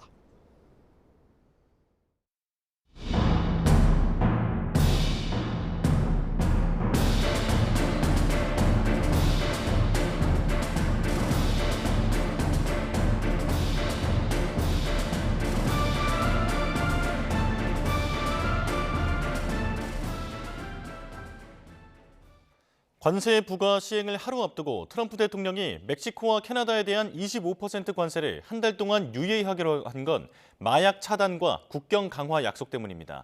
관세를 무기로 상대를 압박해 미국 내 현안 해결에 먼저 나선 건데 무역 적자 해결을 위해 언제든 다시 관세 전쟁에 나설 수 있다는 분석이 나옵니다. 워싱턴 홍상희 특파원입니다. 트럼프 미 대통령은 멕시코가 펜타닐과 불법 이민자를 선제적으로 차단하겠다고 약속해 관세 유예 결정을 내렸다고 밝혔습니다. We have to stop fentanyl from coming in, whether I like somebody or not, and we have to stop the illegal aliens from coming in. I think we've lost 200,000 people on average a year for many years, much higher than the 100,000. Could be even closer to 300,000. 트럼프 대통령은 지난 1일 서명한 행정명령에서도 관세 부과가 국경을 통해 유입되는 불법 이민자와 마약을 차단하기 위해서라고 지적해왔습니다. 케빈 헤셋 미 백악관 국가경제위원장도 이번 관세 부과 결정은 관세 전쟁이 아니라 마약 전쟁이라고 강조했습니다. 결국 멕시코와 캐나다의 국경 강화와 펜타닐의 미국 유입 차단 약속을 이끌어내는데 관세 카드를 쓴 겁니다. de poder poner más guardias nacionales en la frontera norte para proteger la frontera y evitar el tráfico de drogas y en particular el tráfico de fentanilo de México hacia Estados Unidos. 물가 상승에 대한 여론 악화도 이번 유예 결정에 영향을 미친 것으로 보입니다. 관세를 무기로 충격과 압박을 최대화한 뒤 현안을 해결한 트럼프식 전술이지만 관세 전쟁을 접을 가능성은 크지 않아 보입니다. 관세를 통해 미국의 막대한 무역 적자를 해결하고 미국의 제조업 부활을 일으키겠다는 것 역시 트럼프 대통령의 대표적인 공약이었기 때문입니다. 구체적인 관세 부과 전략을 세울 한 달이라는 시간을 확보한 만큼 언제든지 다시 관세 폭탄에 나설 수 있는 겁니다. 트럼프 대통령이 동맹국에게까지 관세를 앞세운 압박을 가해오면서 우리나라도 언제든 미국 관세 전쟁에 타깃이 될 수 있다는 우려도 점점 커지고 있습니다. 워싱턴에서 YTN 홍상입니다.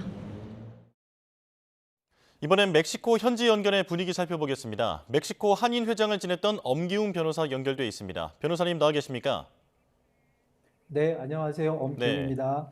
자, 알려진 대로 트럼프 대통령이 시행 직전에 관세 부과를 한 달간 유예하기로 했습니다. 멕시코 현지 분위기는 예상했다는 반응인가요? 네, 어느 정도 예상하는 분위기가 컸습니다. 그 이유는 캐나다와 달리 한번 겪어봤기 때문입니다.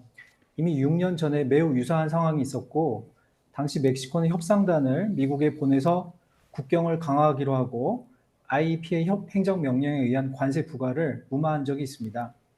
당시 협상단장이었던 마르셀로 에브라르드 외교부 장관이 현재는 경제부 장관이고요. 당시 대통령의 오른팔이었던 셰인바움이 현재 대통령입니다. 따라서 트럼프의 전략을 예측하고 준비할 수 있었다고 생각이 됩니다. 예, 예측하고 준비했을 수 있다 말씀을 해주셨는데, 자, 멕시코가 원래 보복 관세를 물리겠다고 강력하게 반발하고 나서지 않았습니까? 이것도 영향을 미쳤을까요? 네, 강력한 반발도 일정 부분 영향을 미쳤다고 생각을 하는데요. 하지만 강력한 반발보다 트럼프가 원하는 것을 유연하게 들어줄 수 있다는 협상적 접근이 더 중요한 요소였다고 생각이 됩니다. 멕시코 셰인바움 대통령은 국경에 인력 1만 명 투입, 장관급 협상단 구성을 약속했고요. 캐나다 트리도 총리도 국경 강화 계획에 13억 달러 투입, 국경에 인력 1만 명 투입 등을 약속하지 않았습니까? 트럼프 대통령은 추상적인 것은 싫어하는 것 같습니다. 트럼프 대통령이 원하는 것을 구체적인 수치로 통 크게 들어주니까 관세 유예를 이끌어낼 수 있었다고 봅니다. 앞으로도 트럼프는 무역 역조 현상을 극복하기 위해서 멕시코와 캐나다의 자구적 노력을 강력하게 요구할 것이라고 생각합니다. 예를 들어서 USMCA 조기 개정을 요구하는데요. 자동차 부품 역내 부품 조달 비율이 아닌 미국 부품 조달 비율로 바꾸는 방안, 장벽 건설과 펜타닐 공익 광고에 돈이 많이 드는데 이를 위한 국가 간 펀드 조성, 또 캐나다 달러와 멕시코 페소의 인위적 평가 절상 등이 앞으로 한 달간 주요 협상 주제가 아닐까 생각합니다. 예, 일단은 구체적인 협의 실행안 이행 계획이 주요 이유다라고 볼 수 있을 것 같은데요. 자, 불확실성이 여전한 만큼 현지 우리 기업들이 걱정입니다. 생산 거점을 멕시코로 확대한 경우가 많다고 하는데 현지의 한국 기업들 영향은 어떻습니까? 현재 한국 기업들은 일단은 상황을 예의주시하고 있습니다. 이미 6년 전에 한번 유사한 상황을 겪은 만큼 멕시코 정부가 미국 정부와 잘 협상해서 현재 상황을 타개해 줄 것을 기대하고 있고요. 또 빨리 한국의 정치 상황이 안정되어서 한국의 대통령이 멕시코에 방문하셔서 양국 간의 굵직한 현안을 해결해 주기를 기대하고 있습니다. 예, 자, 한 달 유예, 그러니까 한 달의 시간이 남아있긴 합니다만 한 달 뒤에는 다시 관세 전쟁이 격화할 가능성이 있다라고 볼 수 있을 것 같습니다. 자, 지금 이 관세 불안 해소됐다고 볼 수는 없는 거겠죠?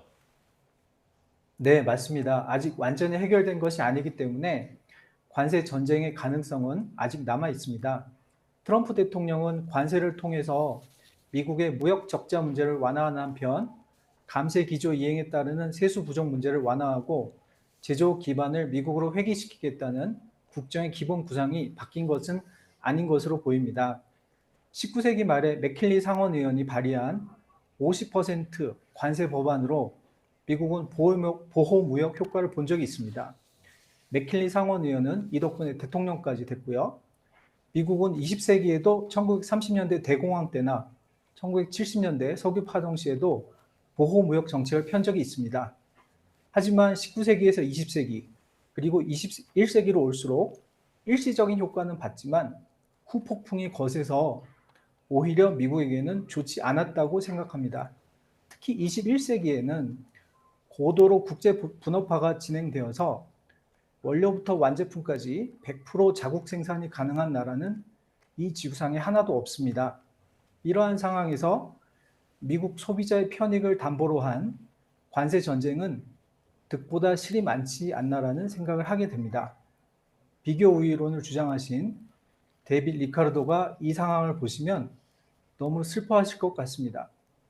오히려 미국이 찾을 수 있는 근본적인 해결책은 WTO의 기본 정신인 수출 보조금 금지, 공정한 노동의 대가 지급과 공정한 생산에 따른 공정한 무역, 관치금융 배제, 관치경영 배제 등을 중국 같은 나라들이 강하게 요구하고 이를 지키게 하는 것이 더 맞는 길이 아닐까라는 생각을 합니다.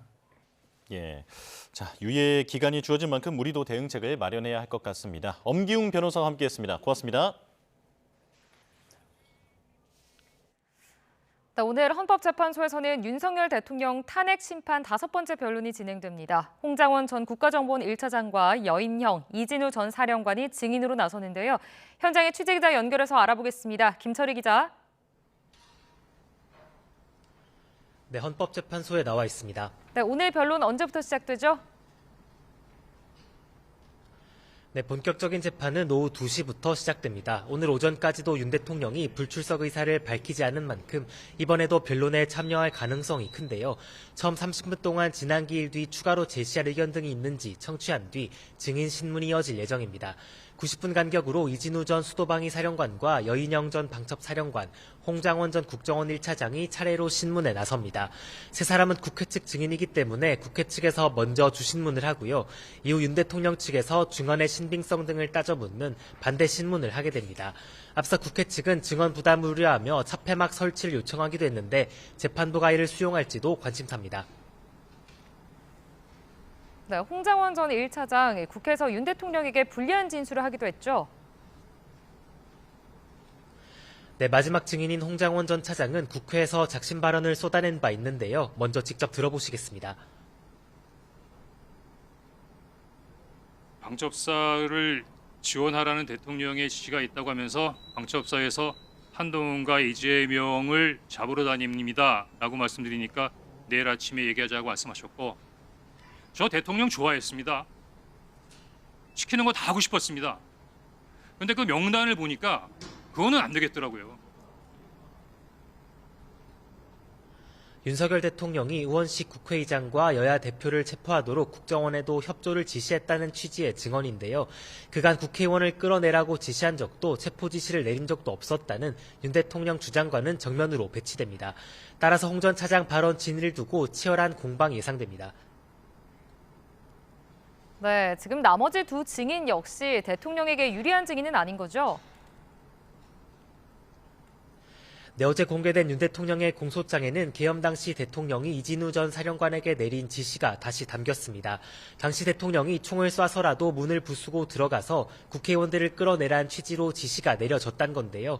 여인영 전 방첩사령관 역시 계엄이 선포되자 정치인 체포 등을 위해 주도적으로 움직인 인물입니다. 두 사람도 대통령에게 불리한 증언을 쏟아낼 가능성이 큰 건데요. 다만 두 사람은 내란 중요 임무에 종사한 혐의 등으로 구속 기소돼 있어 형사재판을 이유로 증언을 거부할 수도 있다는 관측입니다. 지금까지 헌법재판소에서 YTN 김철입니다. 특정 언론사 단전 단수 지시 의혹 등 이상민 전 행정안전부 장관에 대한 수사를 경찰이 다시 맡기로 했습니다. 공수처에 사건을 이첩한 뒤 수사권 문제로 결국 한 달 반 만에 사건을 넘겨받은 경찰이 이 전 장관의 내란 혐의까지 입증할지 주목됩니다. 부장원 기자입니다. 경찰 특별수사단은 최근 고위공직자 범죄수사처로부터 이상민 전 행정안전부 장관의 내란 혐의 사건을 다시 넘겨받았습니다. 지난해 12월 16일 공수처가 이첩 요청권을 발동해 사건을 가져간 뒤 한 달 반 만입니다. 이 전 장관은 비상계엄 선포 전 국무회의에 참석한 것과 관련해 내란과 직권남용 혐의 등으로 고발됐습니다. 비상계엄 당일 소방청장에게 특정 언론사에 대한 단전과 단수를 지시했다는 의혹도 받고 있습니다. 특정 몇 가지 언론사에 대해서 경찰청 쪽에서 요청이 있으면은 협조하라는 그런 내용이 있습니다. 공수처는 최근 허석권 소방청장 등 소방지휘부를 잇따라 불러 조사를 마쳤지만 수사권 문제가 또다시 발목을 잡았습니다. 직권남용 혐의를 고리로 직접 수사 권한이 없는 내란죄까지 들여다보려 했지만 단전이나 단수 지시가 미수에 그치면서 미수범에 대한 처벌 규정이 없는 직권남용죄 적용이 어려워졌기 때문입니다. 그동안 이 전 장관은 계엄 계획을 미리 알지 못했고 국무회의에서도 대통령을 말렸다고 주장해왔습니다. 또 지시사항이 담긴 문건을 전달했다는 김용현 전 국방장관의 진술로 단전과 단수 지시 의혹이 커진 상황에서도 혐의를 부인하며 입을 닫았습니다. 증언하지 않겠습니다. 모든 증언 거부하려고 뭐하러 이 자리에 나오셨어요? 소환을 하셨기 때문에 나왔습니다. 결국 돌고 돌아 다시 이 전 장관을 수사하게 된 경찰이 내란 혐의를 입증할지 주목되는 가운데 경찰은 한덕수 국무총리에 대해서도 비상계엄 직전 국무회의와 관련해 더 확인할 게 있다며 추가 소환한다는 계획입니다. 또 계엄 전날 김영은 전 장관과 문상호 전 정보사령관을 만나 사전에 계엄을 모의한 의혹을 받는 원천희 국방정보본부장도 입건해 수사에 나섰습니다. YTN 부장원입니다. 경찰이 서울 서부지방법원 폭동을 선동한 혐의로 고발된 전광훈 사랑제일교회 목사 소환을 검토하고 있습니다. 또 계엄 전후 전 목사의 발언을 확인해 폭동 사태에 얼마나 영향을 미쳤는지 따져본다는 계획입니다. 양동훈 기자가 전해드립니다. 서울 서부지방법원 폭동이 일어나기 전 전광훈 목사는 거듭 국민저항권을 주장했습니다. 국민저항권이 최고의 권위니까 대통령을 서울구치소에서 모셔 나와야 되는 것입니다. 이후 윤 대통령 구속영장이 발부되고 시위대가 법원을 습격하는 일이 벌어지자 전 목사는 폭동을 선동한 혐의 등으로 잇따라 고발됐습니다. 사랑제일교회 특임전도사 이모 씨가 법원 판사실에 침입한 혐의로 구속되면서 폭동 사태 배후에 전 목사가 있는 것 아니냐는 의혹까지 불거졌습니다. 이 씨는 물론 전 목사 측도 서로 연관성을 부인하는 가운데 전 목사 측은 시위대가 법원에 난입하기 한참 전인 저녁 8시쯤 집회를 해산했다며 배후 의혹에 반발하고 있습니다. 경찰은 전 목사를 내란 선동 혐의 피의자로 입건하고 고발인 조사를 마치는 등 수사에 속도를 내고 있습니다. 특히 폭동 전날뿐 아니라 계엄 전후 전 목사의 발언을 전체적으로 살펴보고 영향력을 따져본다는 방침입니다. 이에 따라 경찰은 유튜브에 게시된 전 목사의 발언을 하나하나 확인해가며 수사를 이어가고 있습니다. 경찰은 전 목사 소환도 검토하는데 기초조사를 마치는 대로 전 목사에게 출석을 요구할 것으로 보입니다. 이런 가운데 경찰은 서부지법 폭동 현장에서 86명을 체포한 데 이어 13명을 추가 특정하고 이 가운데 63명을 구속했습니다.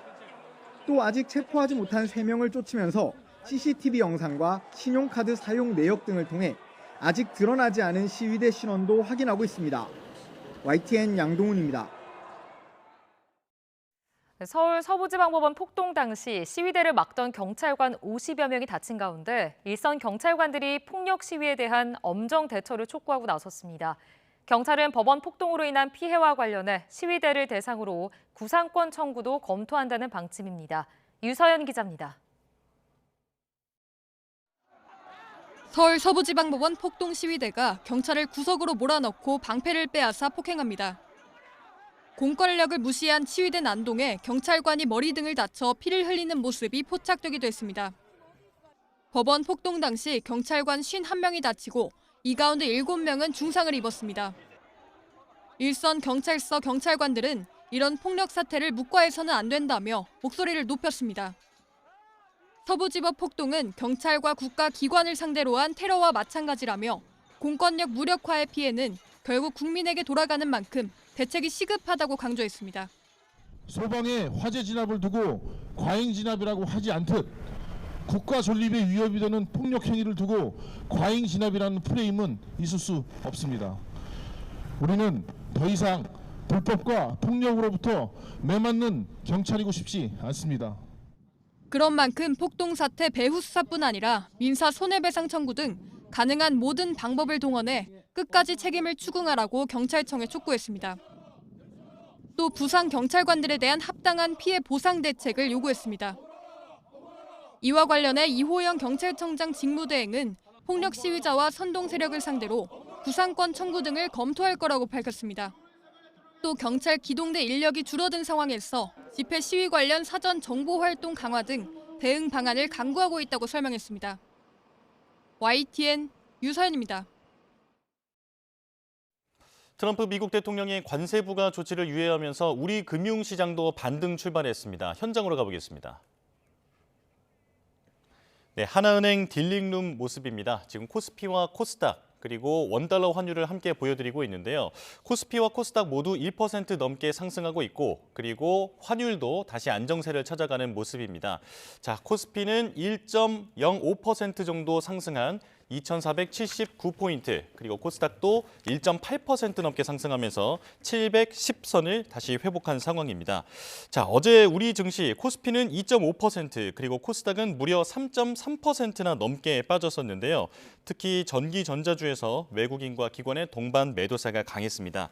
자, 환율은 전날보다 10원 넘게 급등하면서 단숨에 1,460원대까지 올랐는데 한때 1,472원까지 찍기도 했었습니다. 자, 하지만 지금 보시는 것처럼 환율도 다소 안정세를 찾으면서 1,458선을 지나가고 있습니다. 자, 우리 증시 앞으로 어떻게 반응할지 주목됩니다. 자세한 소식은 이어지는 뉴스에서 전해드리겠습니다.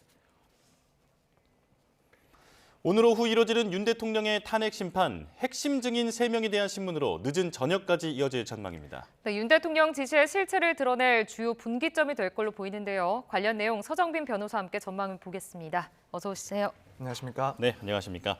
자, 오늘 윤 대통령의 탄핵 심판 5차 변론입니다. 정치인 체포와 관련돼서 핵심 증인들이 나오게 되는데, 자, 오늘 이 탄핵 심판 어떻게 진행이 되는 겁니까? 일단 증인 신문 같은 경우에는 결국 신청한 쪽에서 먼저 증인 신문을 시작을 하고 그 증인 신문에 일단 1차가 끝나면은 이제 2차적으로는 반대쪽에서 반대 신문을 하게 됩니다. 국회 측 증인들인 거죠? 네, 그렇습니다. 예. 지금 그렇기 때문에 먼저 이 국회 측에서 신청한 이 증인들에 대해서는 국회 측에서 먼저 증언을 묻고 또 그 다음에는 윤 대통령 측에서 또 질문하는 그런 형식이고 또 중간중간에 이제 헌법재판관들이 그 증인의 신문 내용을 보고 궁금한 사항 같은 것들이 있다면은 여기에 대해서 또 질문을 하고 진술을 또 들어볼 수도 있습니다. 네. 자, 오늘 이진우 여인형 전 사령관 그리고 홍장원 전 국가정보원 1차장의 증인으로 출석을 합니다. 윤 대통령 측의 좀 반대 신문 내용이 중요해 보이는데 특히 홍장원 전 국정원 1차장은 이렇게 발언을 했잖아요. 싹 다 정리하라 이렇게 뭐 폭로를 한 상황인데 좀 어떻습니까? 네, 그렇습니다. 지금 특히나 관심을 많이 받고 있는 증인이 바로 홍장원 전 차장인 것 같습니다. 예. 이미 국회에서도 말씀하신 그러한 진술, 그러니까 윤 대통령으로부터 전화를 받아서 싹 다 정리하라라는 그런 지시를 받았고 당시에 결국에는 체포 그 지시를 정치인들에 대한 그런 체포 지시를 받은 것이다라는 주장을 해왔기 때문에 오늘 증인 신문에서도 마찬가지로 그러한 내용의 진술이 있을 것으로 충분히 예상이 되고 있는 상황입니다. 이 내용 자체가 이제 윤 대통령 측에서 주장하고 있는 아예 그러한 지시 자체가 없었다라는 주장과 정면으로 반박되고 있는 상황이기 때문에 오늘 증인 신문에서는 국회 측뿐만 아니라 윤 대통령 측에서도 이 홍장원 전 차장에 대한 그런 질문들이 상당히 날카롭게 이어지지 않을까 예상이 드는데 예. 이제 결국 핵심적인 그런 내용들은 이 홍 전 차장의 그런 진술을 얼마나 신뢰할 수 있는지 그 신빙성을 따지는 문제가 될 것 같습니다. 예. 이미 뭐 상당히 구체적으로 진술을 해왔고 또 일관성 있게 이런 주장들을 해온 상황이기 때문에 아무래도 윤 대통령 측에서는 그 신빙성을 탄핵시키는 게 상당히 어려운 지점이라고 볼 수는 있을 것 같습니다. 예. 그렇기 때문에 결국 오늘 과정에서 나오는 그 진술 내용 중에서 일부 모순점이 있는지 혹은 사실관계와 조금 배치되는 그런 내용들이 있는지를 아마 윤 대통령 측에서는 자세히 살펴본 후에 해당 부분이 있다라고 한다면 좀 공격적으로 그런 증인 신문이 이어지지 않을까 예상이 되는 상황입니다. 예, 지금 주목되는 장면이 윤 대통령이 직접 홍장원 전 차장에 대해서 신문을 할 것인가 이 부분이거든요. 가능성이 있는 얘기입니까? 일단 가능성은 충분히 있다라고 보여집니다. 일단 헌법재판소의 지금까지 과정을 봤을 때 윤 대통령은 본인이 직접 자기 변론을 하기도 했었고 네. 또 김용현 전 장관에 대해서 증인 신문이 이루어질 때도 일부 내용들에 대해서는 자세한 내용을 가지고 질문을 하고 또 답변을 듣기도 했습니다. 뭐 아무래도 출신 자체가 이제 검찰 출신이다 보니 이런 증인 신문 과정은 무척 익숙할 상황이기 때문에 이런 신문도 직접적으로 참여할 가능성은 충분히 있다라고 보여지고 다만 이제 이전의 증인 신문과 비교를 하자면 뭐 개인적으로는 그 빈도 같은 것들이 조금 줄어들지 않을까. 아무래도 본인에게 유리하다라고 판단됐던 김용현 전 장관에 대해서는 조금 더 자유롭게 그리고 자세한 질문을 하는 것이 부담이 적었을 텐데 지금 홍장원 전 차장 같은 경우에는 거의 전면적으로 배치가 되고 있는 그런 주장들을 하고 있는 상황이라서 이런 점이 만약 이제 윤 대통령이 직접 질문을 하고 거기에 맞지 않는 대답이 나온다 그리고 여기에 대한 반박들이 오간다라고 한다면 아무래도 뭐 재판관이 보기에 혹은 국민들이 봤을 때는 이 윤 대통령의 주장에 대해서 신빙성을 의심할 수도 있는 그런 장면이 발생할 수도 있을 것 같습니다. 예. 그렇기 때문에 이런 점을 고려하면은 직접 신문하는 그런 빈도 자체는 많이 줄어들지 않을까 이렇게 개인적으로 생각을 하고 있습니다. 네. 지금 나머지 증인이죠. 이진우 여인형 전 사령관은 그러니까 본인의 이 재판에 불리하게 작용할 수 있다라는 이유를 들어서 좀 증언을 거부할 수도 있다는 우려들이 나오고 있더라고요.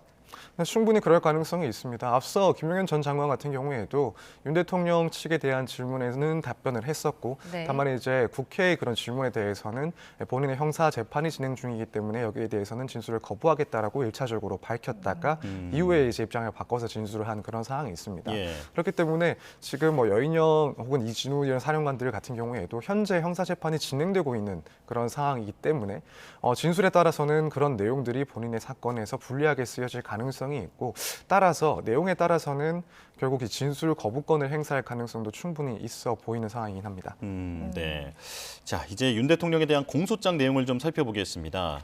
지금 윤 대통령 공소장에 정치인 체포조에 대한 부분이 내용이 상당히 구체적으로 나와 있는데 육해 공군 해병대까지 전군을 동원하려 했다라고 하는 정황이 들어 있거든요. 이건 어떻게 보셨습니까? 네, 이 점은 사실 그 전에 언론을 통해서도 알려지지 않은 내용이었던 것 같습니다. 예. 그래서 저도 공소장 내용을 보고 좀 상당히 놀라운 그런 지점 중에 하나였던 그런 내용입니다. 예. 일단 공소장 내용을 보면은 지난해 이제 12월 3일 비상계엄이 선포될 당시에 이 박헌수 국방부 조사본부장이 여인영 방첩사령관으로부터 이 수사관 100명을 지원해달라 이런 예. 요청을 받았다고 합니다. 그리고 나서 이 박헌수 조사본부장은 이제 아래의 그런 내용들을 전달을 했고요. 그래서 이 국방부 조사본부 수사단장 B 씨에게 우리 본부에게 몇 명이나 확보 가능한지를 확인해 보라 이런 지시를 하고 또 한편으로는 직접 육군 혹은 해군 측에 연락을 해서 차출 가능한 인원이 몇 명인지를 알려달라라고 요청까지도 했다고 합니다. 예. 당시에 이제 확보된 그 체포조 지원 가능한 명단을 보면 이제 육군 수사관 30명, 그리고 공군 측 수사관 10명, 해군 측 수사관 10명, 그리고 해병대 수사관도 이제 10명의 그런 명단이 포함되어 있었습니다. 그렇기 때문에 결국에는 육군뿐만 아니라 이 해군 그리고 해병대 측의 그런 수사관 지원 요청도 있었고 명단도 어느 정도 확보됐다라는 것이 공소장을 보면 이제 확인되는 사실입니다. 네, 그렇기 때문에 결국에는 말씀하신 것처럼 육군뿐만 아니라 공군, 해병대까지 이런 전군을 동원하려 했다라는 점이 공소장으로 봤을 때는 어느 정도 밝혀진 그런 내용입니다. 그렇군요. 지금 공소장에 주요 언론사를 봉쇄하고 단수 조치라는 문건을 윤 대통령이 이상민 전 행정장관에게 지금 보여줬고 또 이 전 장관이 실무자들에게 이것을 전달을 했다 이런 내용도 지금 적시가 되어 있는 상황입니다.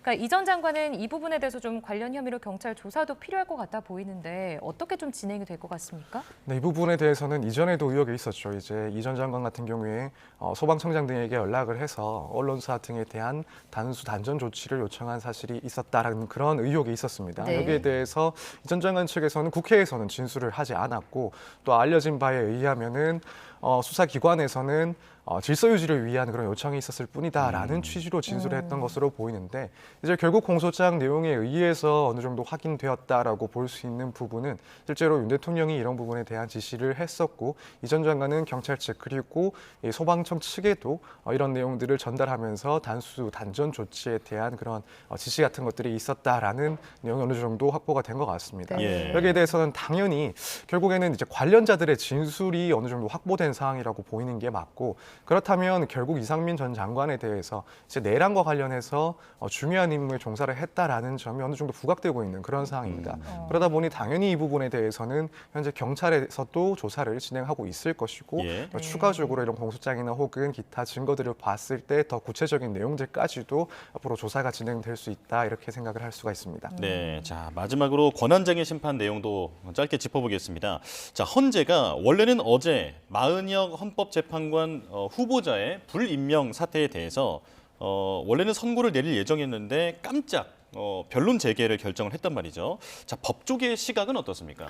네, 그 이유에 대해서 명확하게 밝히지는 않았기 때문에 어떠한 사유인지에 대해서는 조금 의견이 갈리는 것 같습니다. 예. 일부에서는 이제 1차 변론의 끝이 나서 이제 너무 신속하게 너무 빠르게 결정을 하는 것 아니냐라는 비판도 있었기 때문에 또 거기다가 재판관들에 대한 그런 편향성 문제도 제기되고 있는 상황에서 결국 정당성을 조금 더 확보하는 측면에서 한 번 더 변론을 재개한 것이다라는 의견도 있고 또 한편으로는 제 개인적인 입장에서 예. 생각을 해보자면 사실 지금까지는 얼마 전까지는 문제 제기가 없었지만 결국 현재 문제되고 있는 부분 중에 하나가 결국 이제 오원식 그 의장의 이런 청구 자체가 국회의 표결을 따로 거치지 않은 부분에 대해서 적법성이 문제가 되는 것 아니냐라는 주장이 최근에 제기가 됐습니다. 예. 이 부분은 헌법재판소에서도 좀 고민해볼, 좀 신중히 판단해볼 만한 문제라고 생각이 드는데 결국에는 변론을 한 번 더 제기하면서 해당 쟁점에 대해서 이제 국회 그리고 정부 측의 이야기를 한번 들어보고 여기에 대한 심리를 한 번 더 한 다음에 이 부분에 대해서도 구체적인 판단을 내리기 위해서 한번 재개를 한 게 아닌가 그런 부분도 있지 않나 이런 생각도 하고 있습니다. 예. 알겠습니다. 자, 그럼 여기까지 듣도록 하겠습니다. 오늘 서정빈 변호사와 함께 이야기 나눠봤습니다. 오늘 말씀 고맙습니다. 감사합니다.